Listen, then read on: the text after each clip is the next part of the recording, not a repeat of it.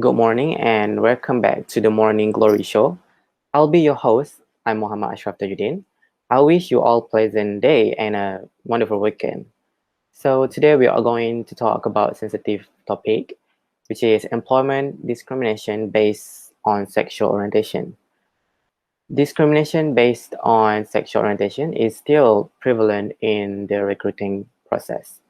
In some cases, an employer's discrimination against a LGBT applicant will be apparent and easy to identify. Questions that blatantly seek out information regarding the applicant's sexual identity would fall within this category. It may be easier to identify situations in which the employer is attempting to seek out the applicant's sexual identity through other means, including question about whether the applicant is married or currently dating someone, asking whether the applicant belongs to any group, particularly of an activist nature, could also be designed to find out whether the applicant identifies as LGBT. So, what is sexual orientation discrimination? So, sexual orientation discrimination in the workplace occurs when an individual faces unfavorable employment action, harassment, or denial of certain benefits to their sexual orientation or the sexual orientation of someone close to them. Sexual orientation discrimination has existed in the workplace in America for decades, and while federal, state, and local laws, as well as increased social awareness, have significantly improved the situation, many people who are not heterosexual still face obstacles at work because they are gay, bisexual, asexual, or pansexual.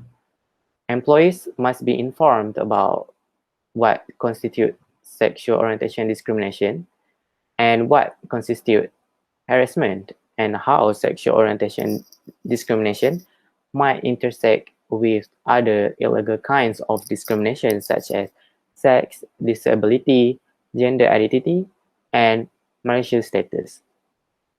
Furthermore, discrimination based on sexual orientation can have an impact on your employment status, working environment, health benefits, and a variety of other workplace concerns.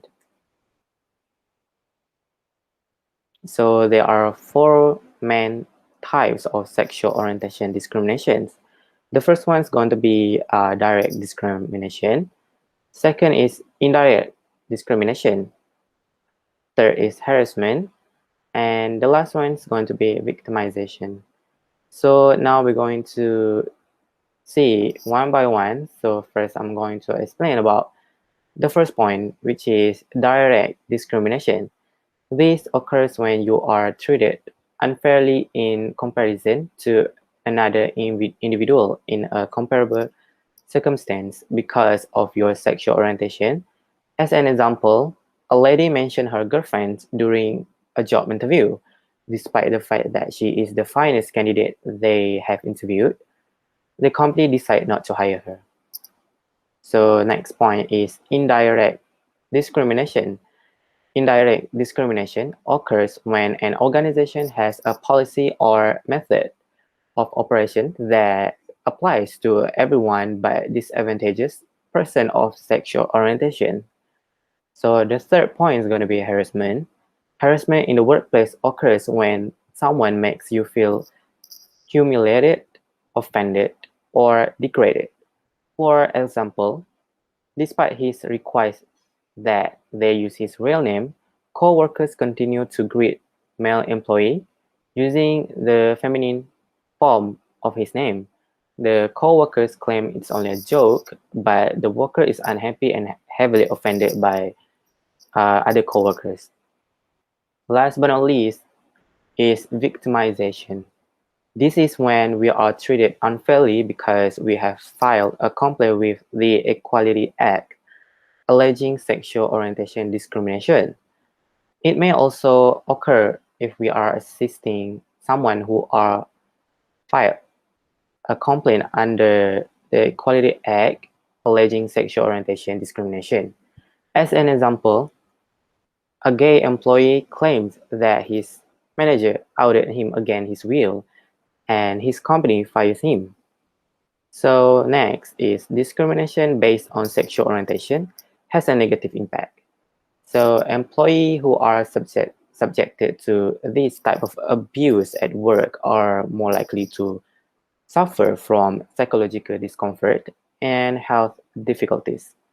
This correlates to lower work satisfaction, inferior performance, greater absenteeism, and a low turnover rate, making a visible effort to combat prejudice and inequity and discrimination, on the other hand, significantly enhance work morale, improve business reputation, and has a favorable influence on performance. Discrimination may also have a negative impact on business. A claim may be extremely damaging to a company's reputation, but it can also be costly if it proceeds to tribunal procedures. So, how to stop sexual orientation discrimination?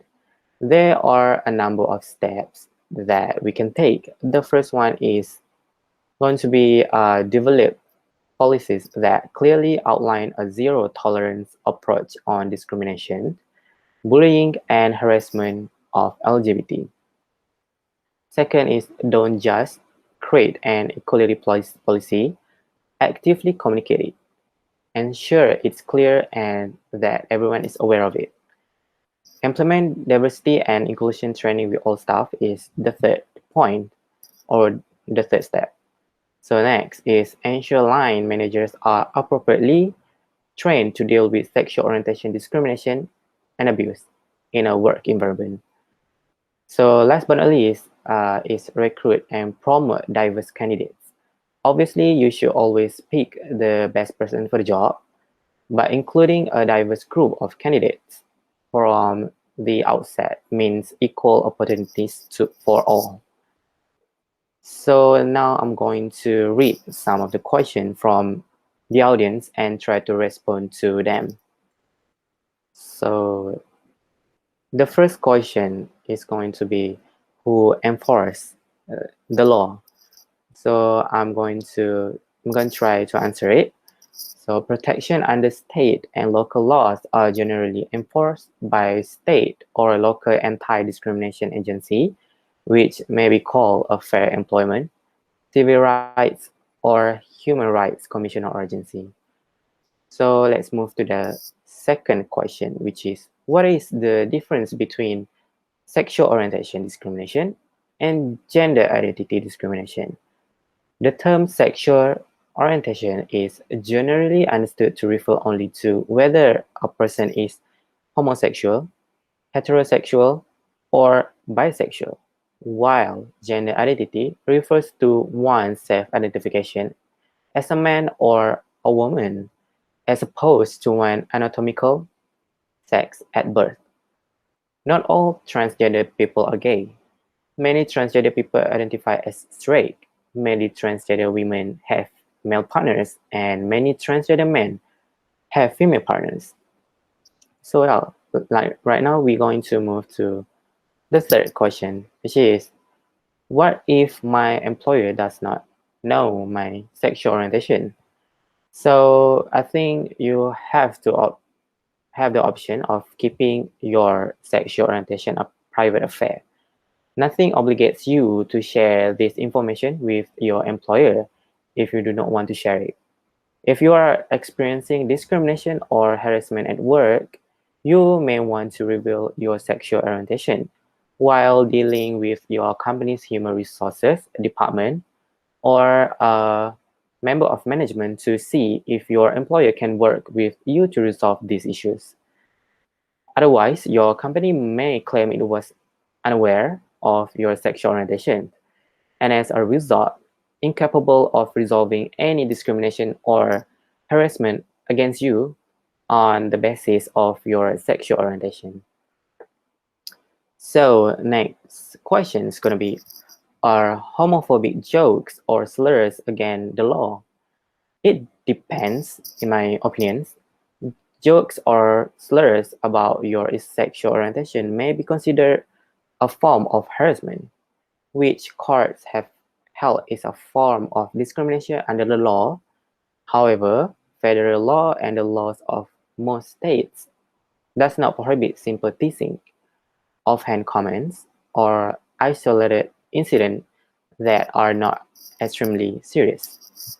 The conduct must be sufficiently frequent or severe to create a hostile work environment or result in a tangible employment action, such as hiring, firing, promotion, or demotion.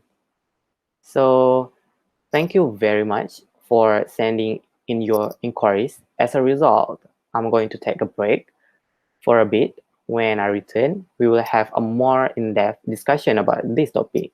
So, stay tuned.